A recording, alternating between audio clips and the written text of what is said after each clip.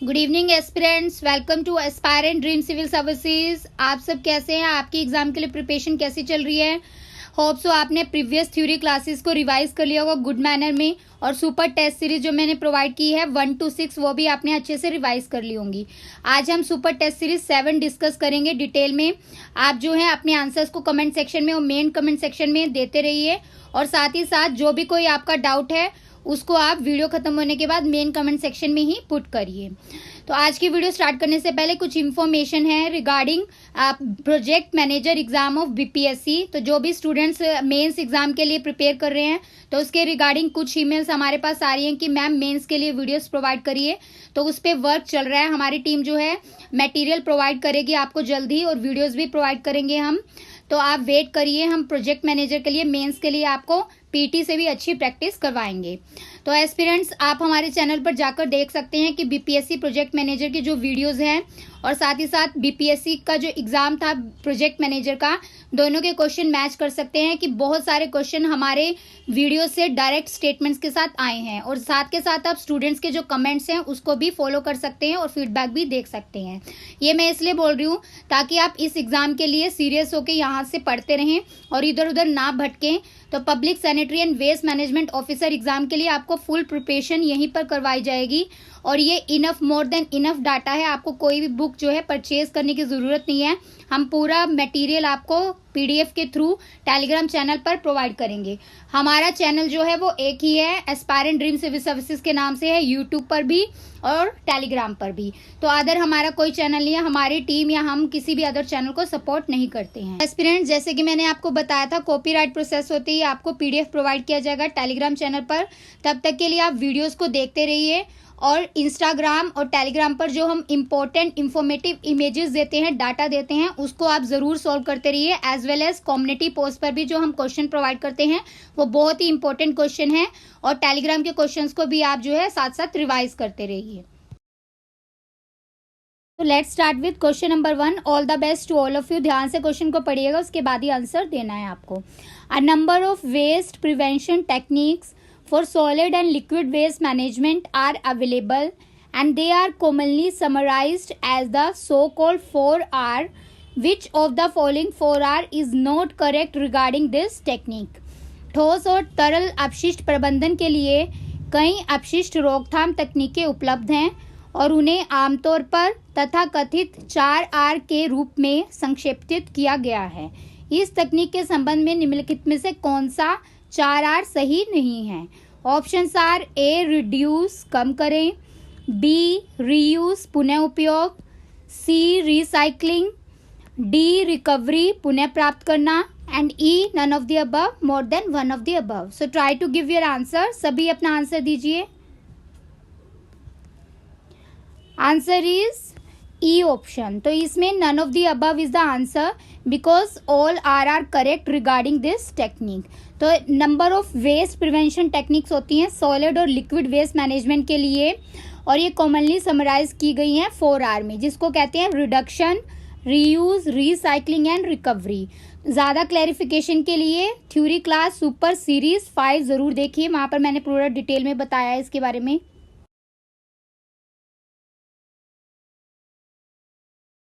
Question number 2 is to accelerate the efforts to achieve universal sanitation coverage and to put focus on sanitation, the Prime Minister of India launched the Swachh Bharat Mission on which date? सार्वभौमिक स्वच्छता coverage प्राप्त करने के प्रयासों में तेजी लाने के लिए और स्वच्छता पर ध्यान केंद्रित करने के लिए भारत के प्रधानमंत्री ने स्वच्छ भारत मिशन की शुरुआत कब की थी? ऑप्शंस आर: ए 15 अगस्त 2015, बी 15 सितंबर 2014, सी 2 नवंबर 2015, डी 2 अक्टूबर 2014, and E none of the above, more than one of the above. So try to give your answer. सभी अपना कमेंट सेक्शन में आंसर दीजिए। Answer is D option. So date आपको याद रखनी है 2 अक्टूबर 2014।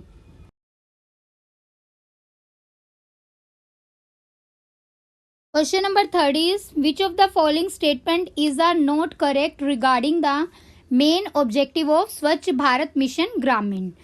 तो निम्नलिखित में से स्वच्छ भारत मिशन ग्रामीण के मुख्य उद्देश्यों के संबंध में कौन सा कथन सही नहीं है?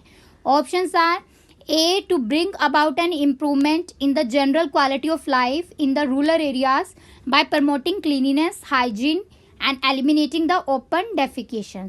स्वच्छता और स्वच्छता को बढ़ावा देने और खुले में शौच को समाप्त करने के द्वारा ग्रामीण क्षेत्रों में जीवन की सामान्य गुणवत्ता में सुधार लाना. B, to accelerate sanitation coverage in rural areas to achieve the vision of स्वच्छ भारत by 2 अक्टूबर 2021. 2 अक्टूबर 2021 तक स्वच्छ भारत के विजन को प्राप्त करने के लिए ग्रामीण क्षेत्रों में स्वच्छता कवरेज में तेजी लाना. C, to motivate communities and Panchayati Raj institution to adopt sustainable sanitation practices and facilities through awareness creation and health education. जागरूकता सृजन और स्वास्थ्य शिक्षा के माध्यम से स्थायी स्वच्छता प्रथाओं और सुविधाओं को अपनाने के लिए समुदाय और पंचायती राज संस्थानों को प्रेरित करना. D is to encourage the cost effective and appropriate technologies for ecologically safe and sustainable sanitation. पारिस्थितिक रूप से सुरक्षित और टिकाऊ स्वच्छता के लिए लागत प्रभावी और उपयुक्त प्रौद्योगिकों को प्रोत्साहित करें. E is none of the above, more than one of the above. So try to give your answer. आपको नोट करेक्ट बताना है. एस्पिरेंट्स अपना आंसर दीजिए कमेंट सेक्शन में. Answer is B option. तो यहाँ पर जो सैनिटेशन कवरेज है रूरल एरियाज में, ये मेन एम है कि विजन जो था स्वच्छ भारत का वो 2 अक्टूबर 2019 तक कवर करना था. तो यहाँ पर ये स्टेटमेंट गलत हो जाएगी बी. अदर स्टेटमेंट्स करेक्ट है. आप इसको एज इट इज लर्न कर लीजिए. थ्योरी क्लास को भी देख लीजिए, वहाँ पर मैंने पूरा डिटेल में ये पढ़ाया है.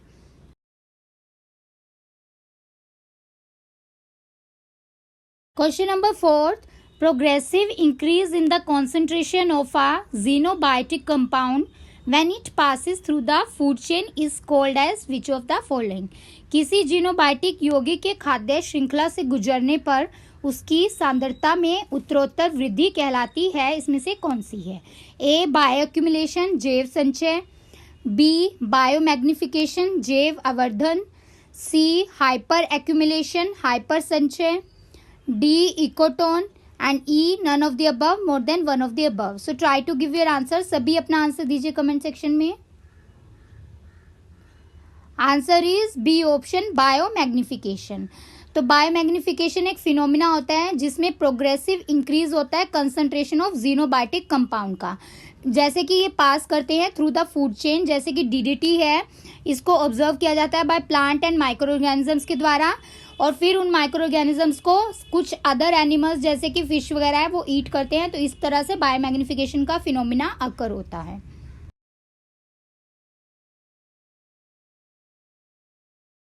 Question number 5. Which of the following pollutants is are not quantitative pollutants?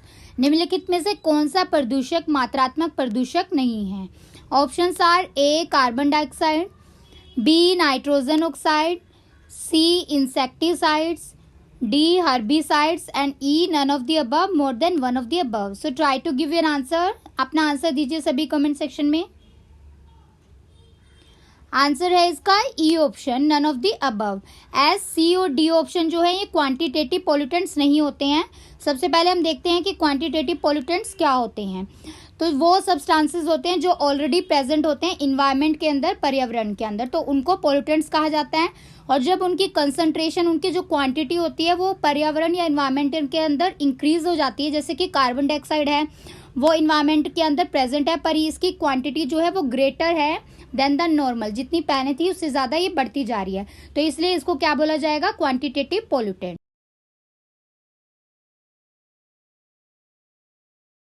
Question number 6 is the widely used aerobic suspension type of liquid waste treatment system is which of the following? तरल अपशिष्ट उपचार प्रणाली का व्यापक रूप से उपयोग किया जाने वाला एरोबिक निलंबन प्रकार कौन सा है? Options are A, septic tank. B, percolating filter. C, activated sludge process. D, rotating biological contractor. And E, none of the above, more than one of the above. So try to give your answer. सभी अपना answer दीजिए comment section में. Answer है इसका C option, activated sludge process. तो activated sludge process, सक्रिय कीचड़ प्रक्रिया क्या होती है? ये एक type of waste water treatment process है जिसमें ट्रीटमेंट किया जाता है सीवेज का या फिर इंडस्ट्रियल वेस्ट वाटर का। तो इसमें जो है एरिएशन और बायोलॉजिकल फ्लोक जो कंपोज होते हैं बैक्टीरिया और प्रोटोजोआ का, उसका यूज किया जाता है। तो इसको क्या बोलते हैं? Activated sludge process.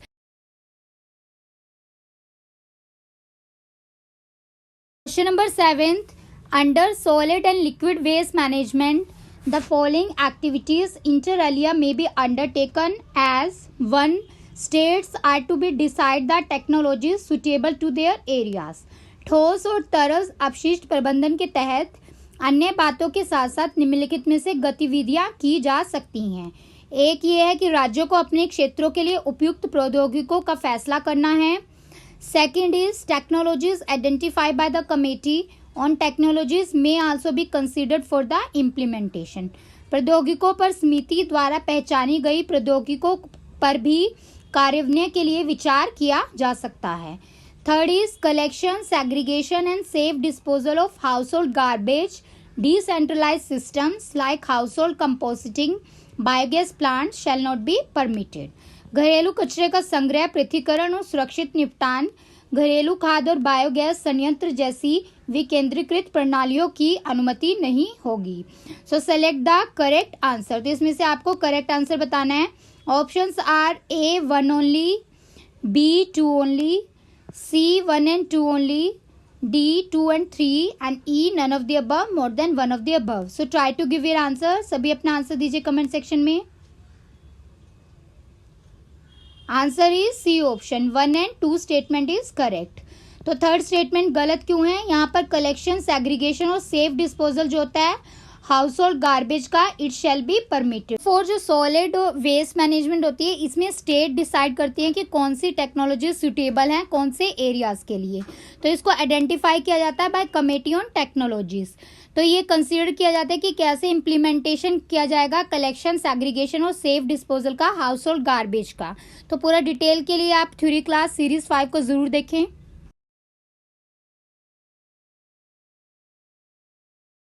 Question number 8 is which one of the following statement is are not correct regarding grey water? Grey water के संबंध में निम्नलिखित में से कौन सा कथन सही नहीं है?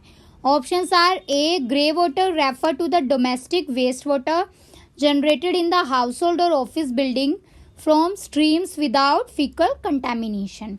ग्रे वाटर का तात्पर्य घरों या कार्यालय भवनों से बिना मल संदूषण की धाराओं से उत्पन्न घरेलू अपशिष्ट जल से है। B.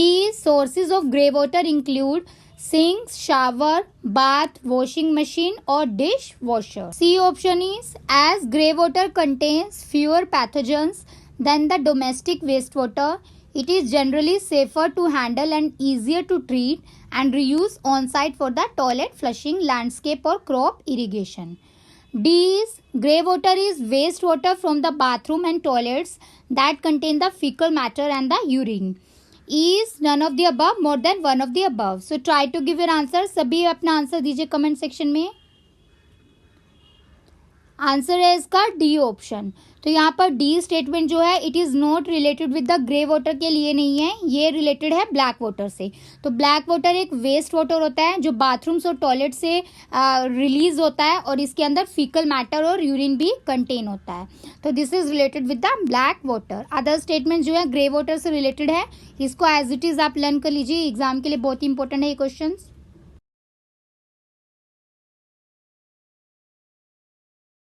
Question number 9 is technological options for the liquid waste management. Selected technology should be as तरल अपशिष्ट प्रबंधन के लिए तकनीकी विकल्प चयनित प्रौद्योगिकी कौन सी होनी चाहिए? 1. Socially acceptable, 2. Economically affordable, 3. Environmental friendly. तो आपको इसमें से करेक्ट आंसर बताना है। Options are A 1 only, B 2 only, C 1 and 2 only and D 2 and 3 only and E none of the above, more than one of the above. So try to give your answer. सभी अपना answer दीजिए comment section में। Answer है इसका E option, more than one of the above. तो इसमें सारी statement जो है वो रिलेटेड है technological options for the liquid waste management. तो पूरा डिटेल में सुनने के लिए थ्योरी क्लास सीरीज 5 को जरूर देखें।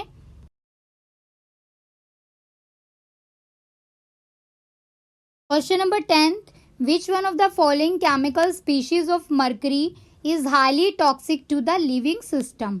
पारा की निम्नलिखित में से कौन सी रासायनिक प्रजाति जीवित प्रणाली के लिए अत्यधिक विषैली है। Options are A organo mercurials, B atomic mercury, C mercuric ion, D mercurous iron, and E none of the above, more than one of the above. So try to give your answer. सभी अपना answer दीजिए।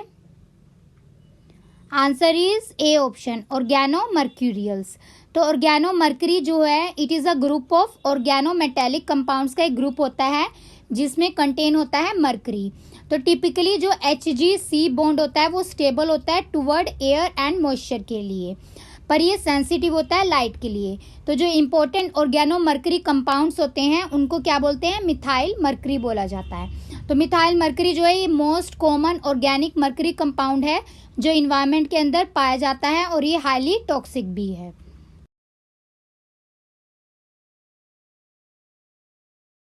Aspirants, एक important announcement ये है कि हम 67 BPSC और CDPO के लिए सुपर टेस्ट सीरीज स्टार्ट करेंगे जल्दी ही।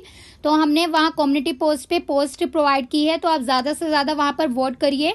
तो हम आपको जल्द ही सुपर टेस्ट सीरीज प्रोवाइड करेंगे जिसमें हम मोस्ट एक्सपेक्टेड क्वेश्चन प्रोवाइड करेंगे 67 बीपीएससी के लिए भी और सीडीपीओ एग्जाम के लिए भी। तो हम अदर चैनल्स की तरह आपको ज़्यादा मटेरियल प्रोवाइड नहीं करेंगे, पूरी बुक नहीं प्रोवाइड करेंगे, लेकिन जो हमारे क्वेश्चन होंगे वहाँ से मैक्सिमम क्वेश्चन आपको पीटी एग्जाम में दिखेंगे। तो अगर आप इजीली एग्जाम को क्रैक करना चाहते हैं 67 बीपीएससी और सीडीपीओ को, तो हमारी टेस्ट सीरीज़ को ज़रूर सॉल्व करिएगा। आपको एग्जाम के बाद पता चल जाएगा कि वहाँ से मैक्सिमम क्वेश्चन आते हैं। तो क्वेश्चन नंबर 11 देखते हैं। The sources of thermal pollution are which of the following. 1 is power plant, 2 industrial effluents, 3 cooling forest. तो नीचे दिए गए कुटों में से सही उत्तर क्या है। ऑप्शंस आर ए केवल 1, बी केवल 2, सी केवल 1 and 2, and D केवल 2 and 3, and E none of the above, more than one of the above. So try to give your answer. सभी अपना आंसर दीजिए। इस तरह के क्वेश्चन एग्जाम में जरूर आएंगे। Answer is E option, more than one of the above. तो इसमें सारे सोर्सेज जो है वो थर्मल पोल्यूशन से रिलेटेड है, तो आप इसको यहाँ से एज इट इज याद कर लीजिए।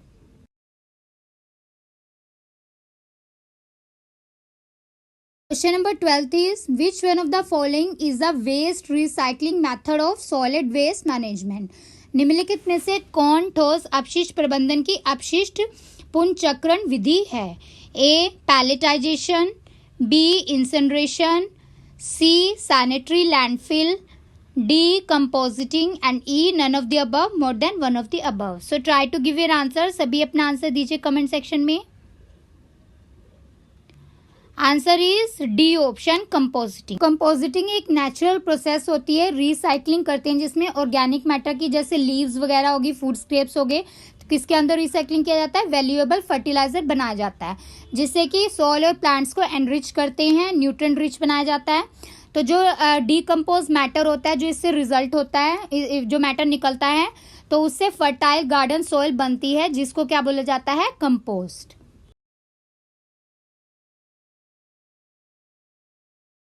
Question number 13. Which of the following can be considered in the environmental risk assessment? पर्यावरणीय जोखिम मूल्यांकन में निम्नलिखित में से किस पर विचार किया जा सकता है। Options are A exposure period, B potency of a toxic material, C quality of models, D all of the above, and E none of the above, more than one of the above. तो aspirants इस तरह के question BPSC put कर रहे हैं जिसमें D option में all of the above भी होता है। तो ऐसे क्वेश्चन को भी आप जो है अटेम्प्ट कर सके एग्जाम में, तो हम आपको ऐसी प्रैक्टिस करवाएंगे यहाँ पर। सभी अपना आंसर दीजिए कमेंट सेक्शन में। Try to solve this question. Answer is D option, all of the above. तो इन्वायरमेंटल रिस्क असेसमेंट एक प्रोसेस होती है जिसमें एस्टिमेट किया जाता है जो लाइक्लीहुड होता है, प्रोबेबिलिटी होती है किसी भी एडवर्स आउटकम या इवेंट की। और ये किस वजह से होती है? It is due to the pressure और changes in the environmental condition जो रिजल्ट होते हैं फ्रॉम द ह्यूमन एक्टिविटीज। तो यहाँ पर ए, बी और सी तीनों प्रोसेसेस जो हैं वो इन्वायरमेंटल रिस्क असेसमेंट के अंडर आती हैं, इसलिए आंसर जो है वो डी हो जाएगा, all of the above.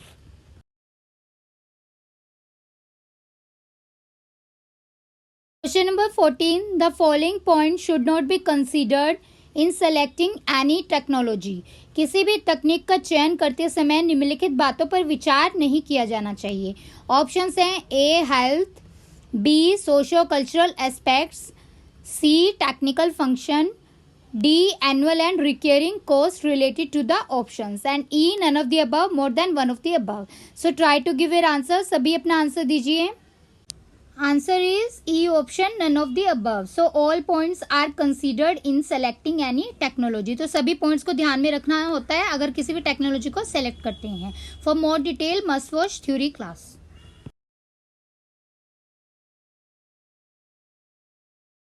Question number 15.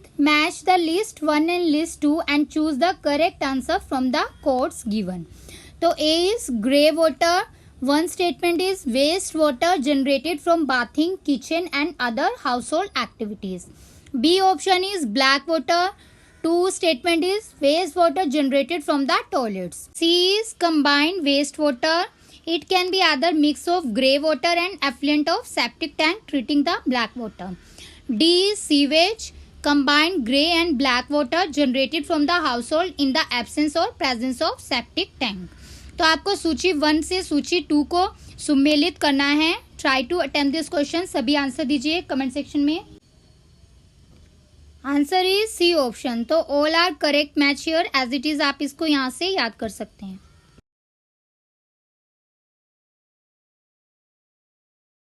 Question number 16. An earthquake is related as major if its magnitude in Richter scale is in the range of which of the following. एक भूकंप प्रमुख के रूप में संबंधित है यदि इसकी तीव्रता रिक्टर स्केल पर इसकी सीमा में हो। Options are A 3.0 to 3.9, B 5.1 to 5.7, C 7.0 to 7.9, D 4.3 to 4.9 and E none of the above, more than one of the above. So try to give your answer. सभी अपना आंसर दीजिए comment section में। Answer is C option, 7.0 से 7.9। For more details must attempt Telegram questions. और data को साथ साथ पढ़ते रहिए, वहां से भी मैं टेस्ट सीरीज में क्वेश्चन पूछती हूँ, तो आप उसको भी साथ साथ रिवाइज करते रहें।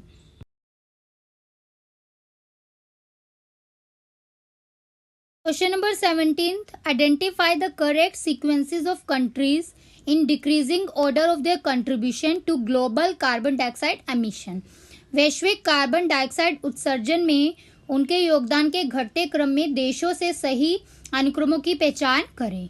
Options are A China, India, USA, Russia, B India, USA, Russia, China, C China, USA, India, Russia, and D Russia, China, USA, India, and E none of the above, more than one of the above. Try to give your answer. सभी अपना answer दीजिए। Answer is C option. तो China जो है वो number 1 पे है with the emission of carbon dioxide. तो चाइना का है 9.43 billion metric ton of carbon dioxide emission. USA का है 9.4 बिलियन मीट्रिक टन, इंडिया का 2.48 बिलियन मीट्रिक टन और रशिया का है 1.55 बिलियन मीट्रिक टन। तो आंसर हो जाएगा C option.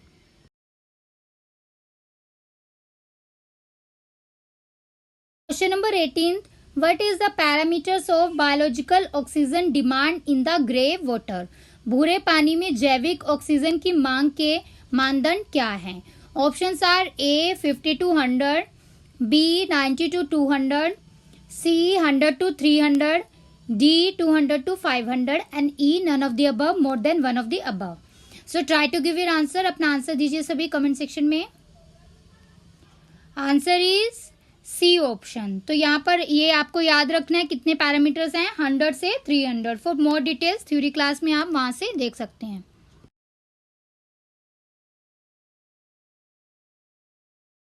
Question number 19, what is the parameters of chemical oxygen demand in the black water? काले पानी में रासायनिक ऑक्सीजन की मांग के मानदंड क्या हैं?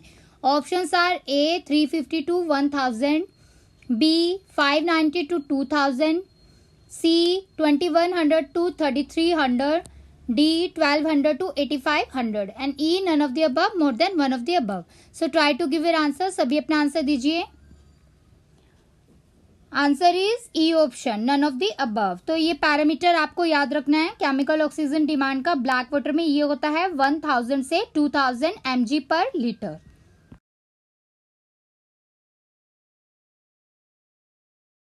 Question number 20, what is the parameters of chemical oxygen demand and biological oxygen demand in sewage water? Options हैं ए 500 से 800 and 250 to 400 mg per litre, B 200 to 300 and 1250 to 900 mg per litre, C 1000 to 5000 and 300 to 700 mg per litre, D 100 to 500 and 2300 to 2700 mg per litre, E none of the above, more than one of the above. तो sewage में रासायनिक oxygen मांग और जैविक oxygen मांग के parameter क्या हैं? Try to give your answer. अपना आंसर दीजिए सभी. आंसर है ए ऑप्शन, 500 से 800 फॉर केमिकल ऑक्सीजन डिमांड के लिए एंड 250 से 400 mg per litre for biological oxygen demand के लिए पैरामीटर होता है सीवेज के लिए. तो फॉर मोर क्लैरिफिकेशन, ज्यादा डिटेल्स के लिए आप थ्योरी क्लास को जरूर देखते रहिए. फ्रेंड्स, टेस्ट सीरीज जो है वो आप ज़्यादा से ज़्यादा कोशिश करिए लाइव में ही आकर सॉल्व करिए और हमें यहाँ पर आंसर देते रहिए ताकि हमें पता चल सके कि आपकी प्रिपरेशन कैसी चल रही है. तो यहाँ से अगर आप ज़्यादा से ज़्यादा आंसर करेक्ट करेंगे, इससे आपको और मोटिवेशन मिलेगा और आप एग्जाम में अच्छा परफॉर्म कर सकते हैं. अगर नहीं आपके ज़्यादा क्वेश्चन करेक्ट हो रहे हैं तो आपको टेंशन लेने की ज़रूरत नहीं है. आप जो है वीडियोज़ को रिवाइज करते रहिए, थ्योरी क्लास को भी रिवाइज करिए ताकि आप ज़्यादा से ज़्यादा अच्छा स्कोर यहाँ पर ला सके टेस्ट सीरीज में. तो क्वेश्चन नंबर 21 के साथ चलते हैं. Black foot disease in human being cause due to the use of water contaminated with which of the following? दूषित जल के प्रयोग से मनुष्यों में होने वाला ब्लैक फुट रोग किससे होता है? A mercury, B cadmium, C silver, D arsenic and E none of the above, more than one of the above. So try to give your answer. सभी अपना आंसर दीजिए कमेंट सेक्शन में. Answer is D option, arsenic.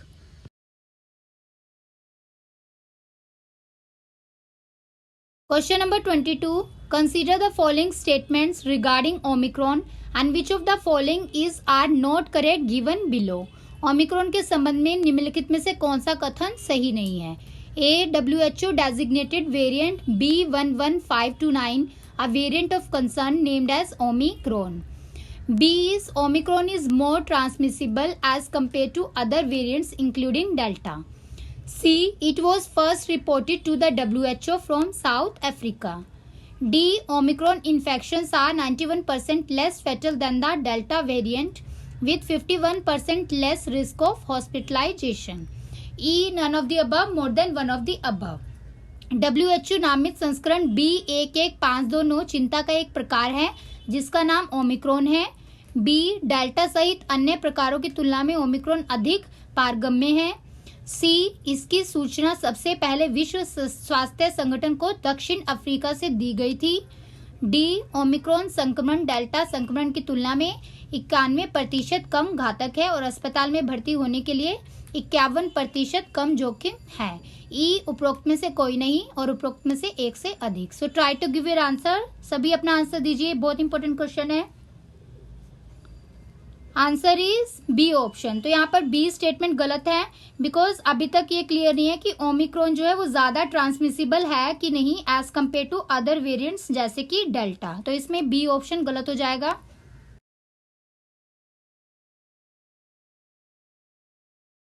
Question number 23, which of the following statement is are correct about the aspergillosis? Aspergillosis के बारे में निम्नलिखित में से कौन सा कथन सही है? 1 is it is an infection, यह एक संक्रमण है. 2 it is an allergic reaction, यह एक एलर्जिक रिएक्शन है. 3 it is a fungal growth, यह एक कवक वृद्धि है। तो इसमें से आपको करेक्ट आंसर बताना है। Options are A 1 only, B 2 only, C 1 and 2 only, and D 2 and 3 only, E none of the above, more than one of the above. So try to give your answer. सभी अपना answer दीजिए comment section में। Answer है इसका E option, more than one of the above. तो aspergillosis एक infection होता है, ये एलर्जिक रिएक्शन भी है और फंगल ग्रोथ भी होती है which is cause by the aspergillus fungus से ये कोज होता है। जो ब्लैक, व्हाइट और येलो फंगल केसेस आए थे तो ये न्यू फंगल इन्फेक्शन थे जिसको एस्परगिलोसिस भी कहा जाता है as per the report in the country given.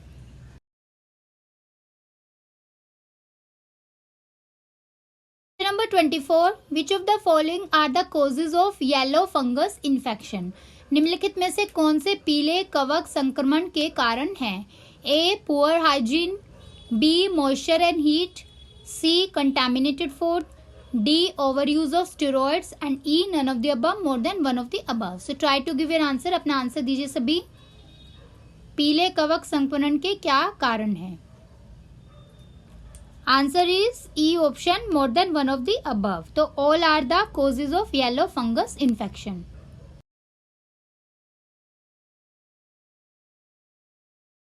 Question number 25. Which of the following statement is not correct about the favipiravir? Options are A. Favipiravir is an antiviral COVID-19 drug.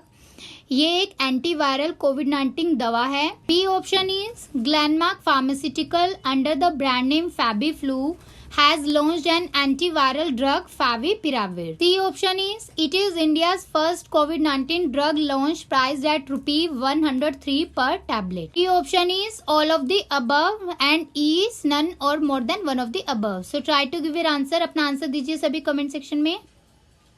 Answer is E option, none of the above। तो इसमें सारी statements correct हैं।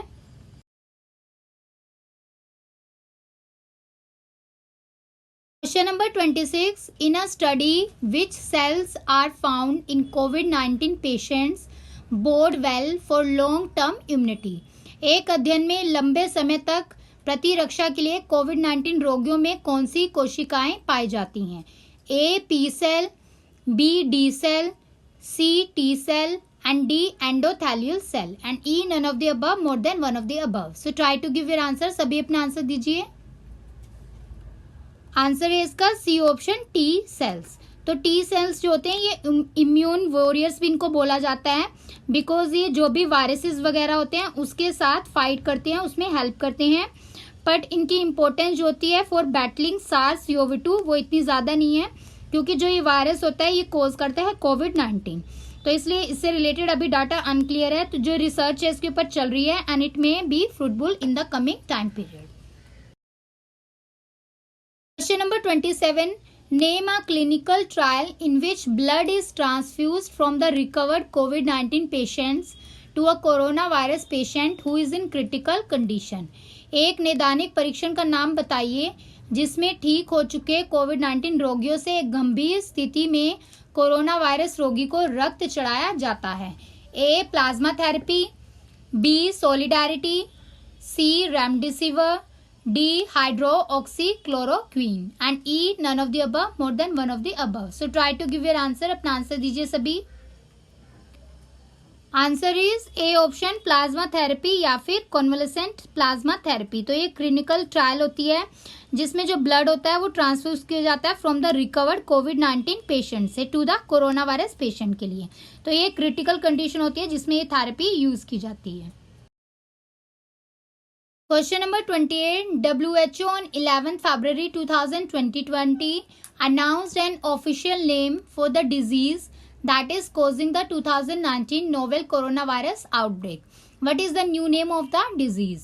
विश्व स्वास्थ्य संगठन ने 11 फरवरी 2020 को उस बीमारी की आधिकारिक नाम की घोषणा की थी जो 2019 नोवेल कोरोना वायरस के प्रकोप का कारण बन रही है। रोग का नया नाम क्या है?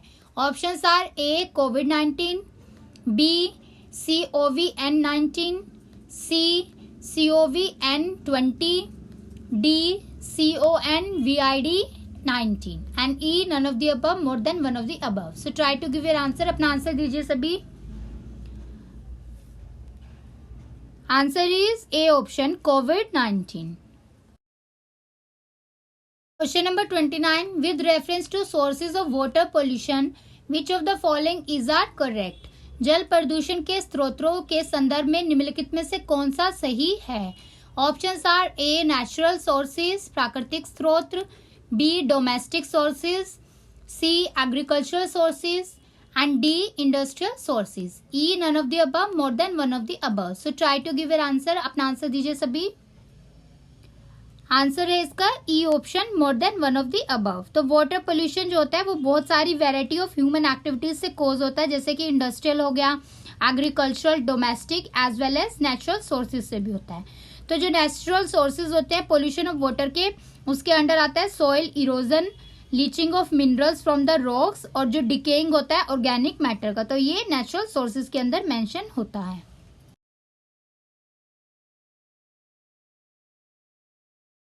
Question number 30, curved surface drains in the rural areas of India per capita water supply is very less, it ranges from which of the following. Bharat के ग्रामीण क्षेत्रों में ढकी हुई सतही नालियां प्रति व्यक्ति पानी की आपूर्ति बहुत कम है। यह नीचे दिए गए ऑप्शन में से कौन सी है। Options are A 10 LPCD to 50 LPCD, B 40 to 70, C 60 to 180, D 210 to 570 and E none of the above, more than one of the above. So try to give your answer. अपना answer दीजिए सभी। Answer है इसका B option, 40 LPCD to 70 LPCD।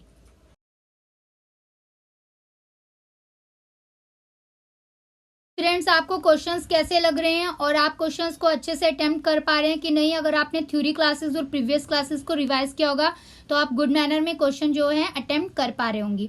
तो main comment section में अपना feedback देते रहिए और ऐसे ही हमें सपोर्ट करते रहिए और ज़्यादा से ज़्यादा इन वीडियोज़ को मैक्सिमम एस्पिरेंट्स तक पहुंचाइए और शेयर कीजिए अपने ग्रुप से और फ्रेंड्स के साथ। C question number 31, how many are the common types of collection system of waste basket. कचरे की टोकरी की संग्रहण प्रणाली कितने प्रकार की होती है। Options are A 5, B 1, C 7, D 9 and E none of the above, more than one of the above. So try to give your answer. अपना आंसर दीजिए कमेंट सेक्शन में सभी।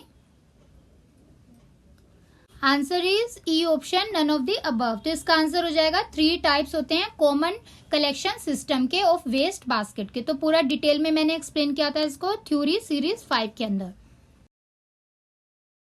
Question number 32, common types of collection system of waste basket is are not correct from the given statement. कचरे की टोकरी की सामान्य प्रकार की संग्रह प्रणाली कौन सी सही नहीं है इनमें से जो नीचे दिए गए हैं। A covered surface drain, B small bore sewers, C conventional sewers, D large bore sewers and E none of the above, more than one of the above. So try to give your answer. Comment section में अपना answer दीजिए सभी। Answer is D option. तो यहाँ पर note correct पूछा है तो इसमें से कौन सा कलेक्शन सिस्टम नहीं है, वो है लार्ज बोर सीवर। तो 3 मेन कलेक्शन सिस्टम है, covered surface drain, small bore sewers and conventional sewer. पूरा डिटेल के लिए थ्योरी सीरीज 5 को देख सकते हैं।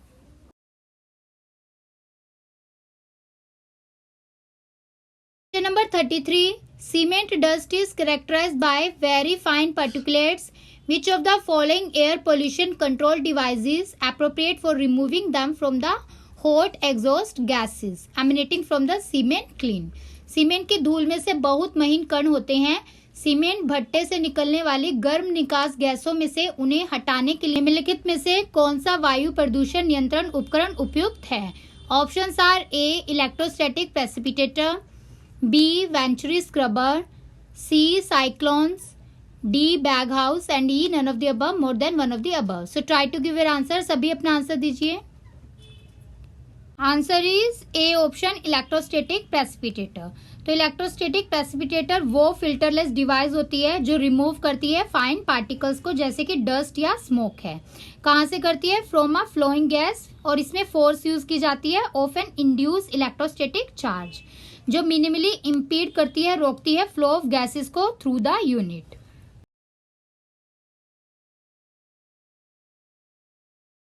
Question number 34, the sources of aliphatic hydrocarbons in the environment is are not correct given below. पर्यावरण में सिंगंध हाइड्रोकार्बन के स्रोत कौन से सही नहीं है? A paints, B adhesive and gasoline, C combustion sources, D aerosol spray and solvents, E none of the above, more than one of the above. So try to give your answer. Comment section में बताइए कि इसमें से not correct कौन सा है। Answer is D option, aerosol spray and solvents.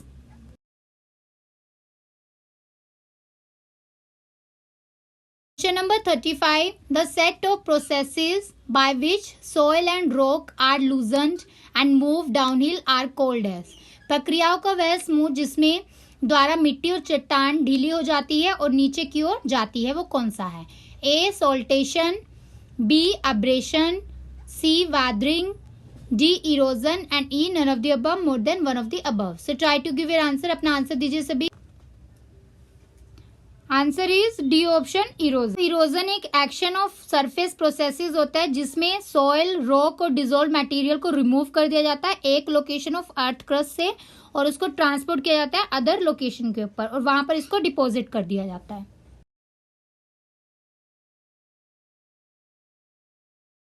Question number 36। Uranium is found in which of the following districts of Bihar.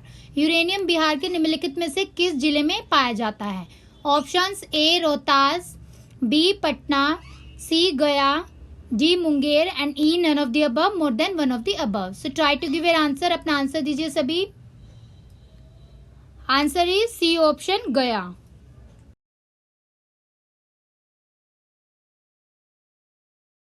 Question number 37। How many districts of Bihar uranium has been found contaminating ground water.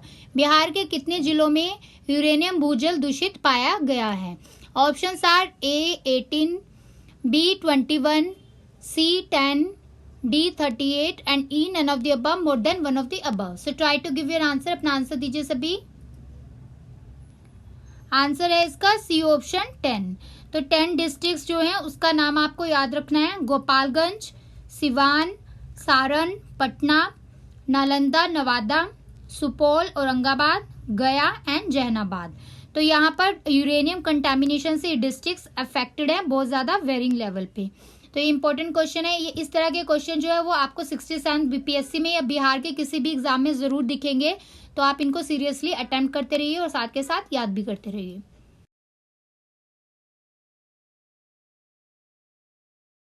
Question number 38। The highest level of 80 microgram per litre uranium was found in which district of Bihar.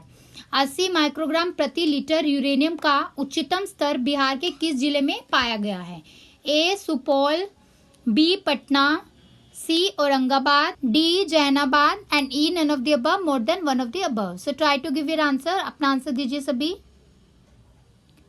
Answer is A option, Supaul. तो highest level of 80 microgram per litre uranium जो है वो found हुआ है सुपौल में और जो provisional permissible limit है वो 30 होनी चाहिए as prescribed by the WHO। तो ये बहुत ज़्यादा उससे। और पटना डिस्ट्रिक्ट में 38 कंसंट्रेशन है ग्राउंड वाटर में यूरेनियम की।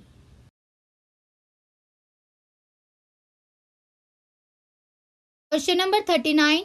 इन which of the following wildlife sanctuaries is Anupam lake is situated. Anupam झील निम्नलिखित में से किस वन्य जीव अभयारण्य में स्थित है? A Vikramshila, B Bhimbhan, C Valmiki, D Kaimur, E none of the above, more than one of the above. So try to give your answer. Answer दीजिए अपना। Answer is D option, Kaimur.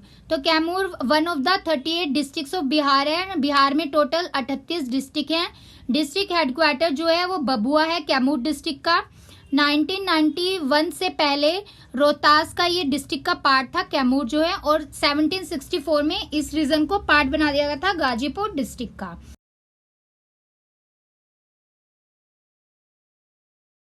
Question number 40।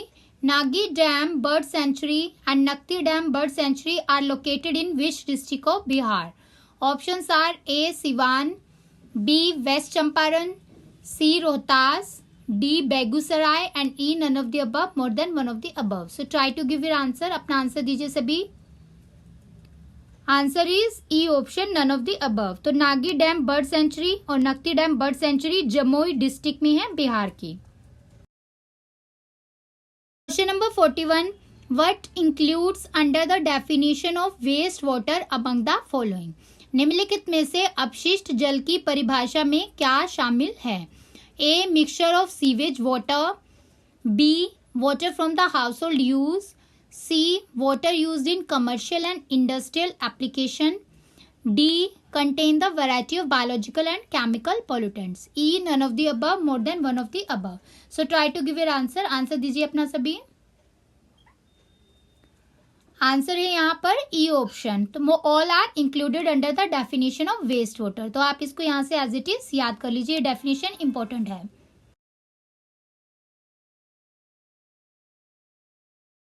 Question number 42, which of the following statements are not included under the objective of wastewater treatment?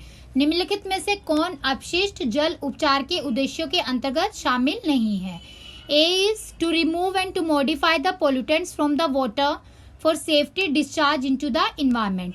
पर्यावरण में सुरक्षित रूप से निर्वहन करने के लिए प्रदूषकों को पानी से हटाने और संशोधित करने के लिए।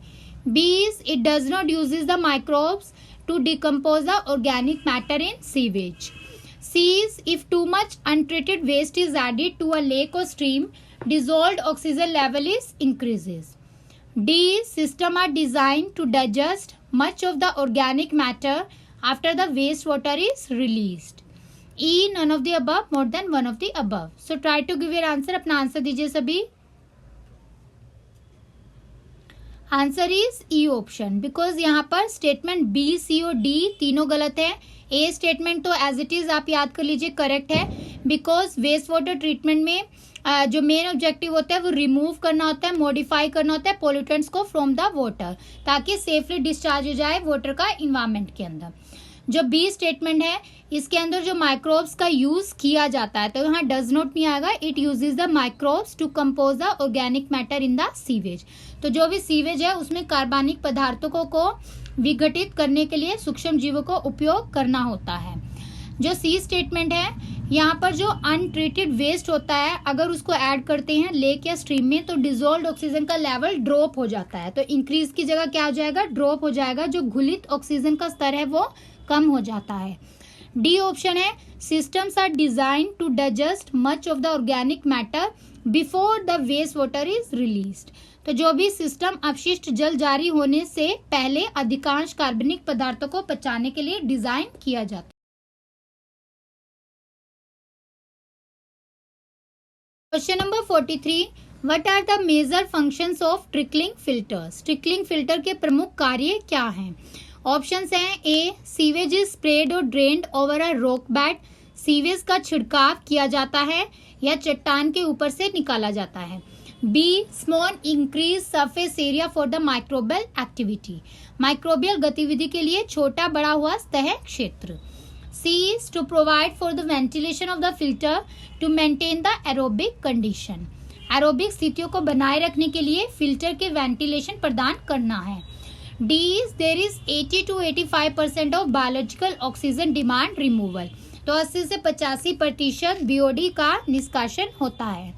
E is more than one of the above, none of the above. So try to give your answer. अपना आंसर दीजिए सभी। मेजर फंक्शन बताइए इसका। आंसर है इसका E option, all of the above. तो यहाँ पर सारे फंक्शन जो है वो मेजर फंक्शन है ट्रिकलिंग फिल्टर्स के। एज इट इज आप इसको लर्न कर लीजिए।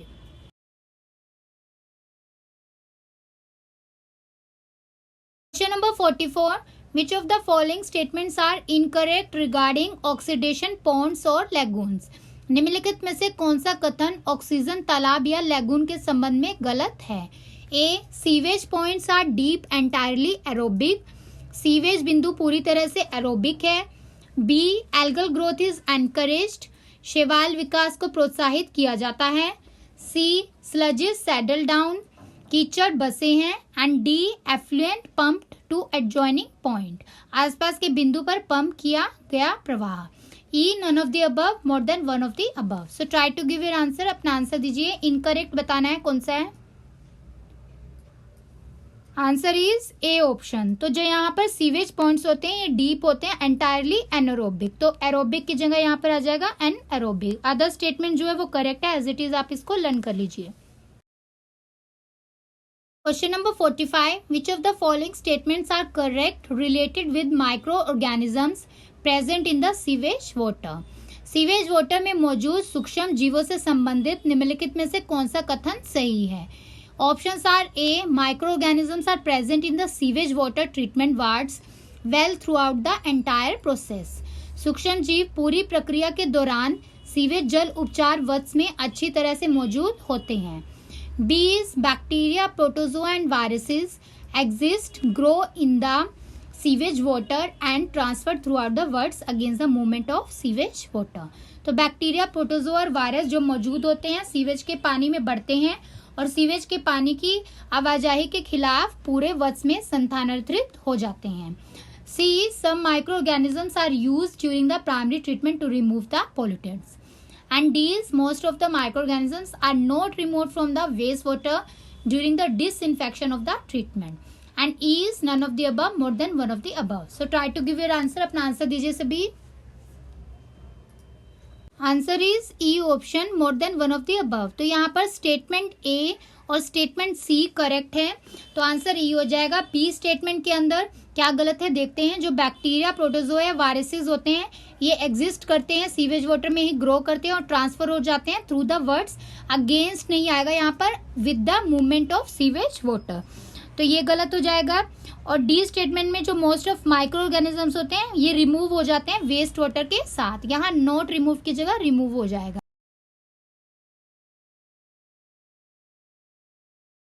Question number 46, which of the following are nitrogen removing bacteria. निम्नलिखित में से कौन नाइट्रोजन को हटाने वाले जीवाणु हैं। A, nitrifiers and denitrifiers, B, Nitrosomonas europaea, C, Thiobacillus denitrificans, D, all of the above, and E, none और more than one of the above. So try to give your answer. अपना answer दीजिए सभी। Answer is D option. तो यहाँ पर answer हो जाएगा all of the above, as जो नाइट्रीफायर्स और डी नाइट्रीफायर्स होते हैं वो दोनों ही नाइट्रोजन रिमूविंग बैक्टीरिया होते हैं। नाइट्रोफायर्स के अंदर आ जाएगा नाइट्रोसोमनास यूरोपिया और डी नाइट्रोफायर्स के अंदर आ जाएगा Thiobacillus D नाइट्रिफिकन्स।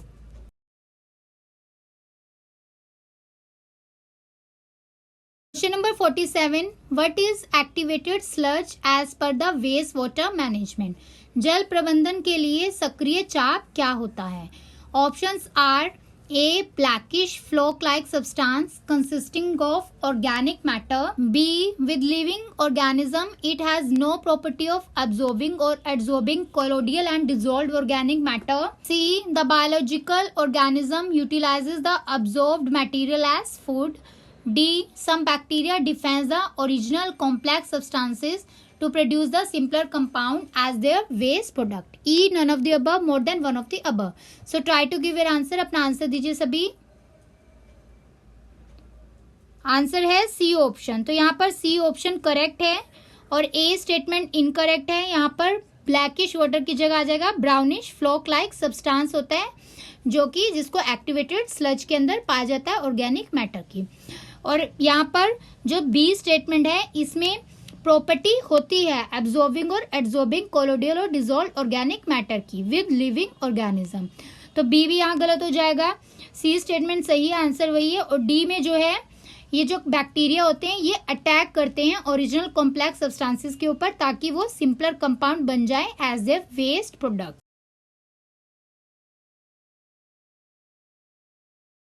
Question number 48, which of the following come under the category of activated sludge bacteria?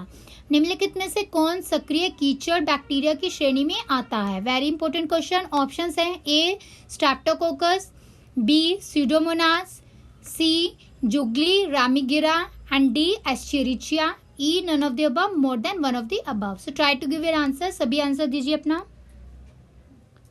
Answer है इसका E option, all of the above. तो यहाँ पर सारे जो है वो category of activated sludge bacteria हैं।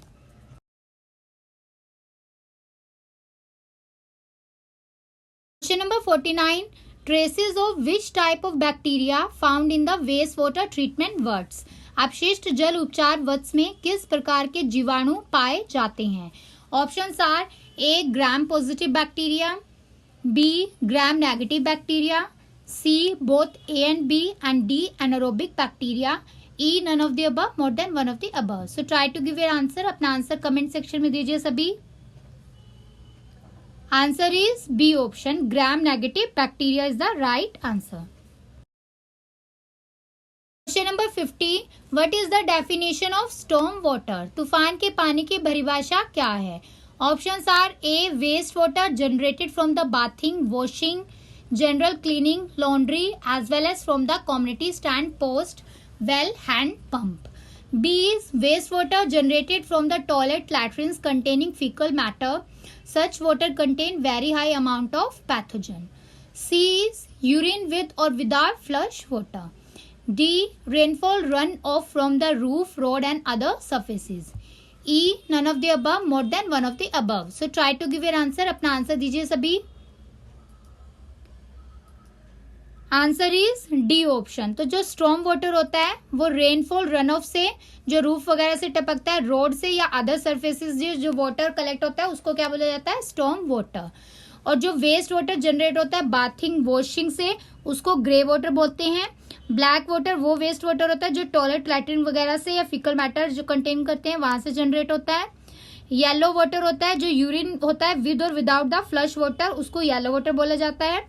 तो ये सारे इंपॉर्टेंट टर्म्स है, इसको एग्जाम के लिए आपको याद रखना है।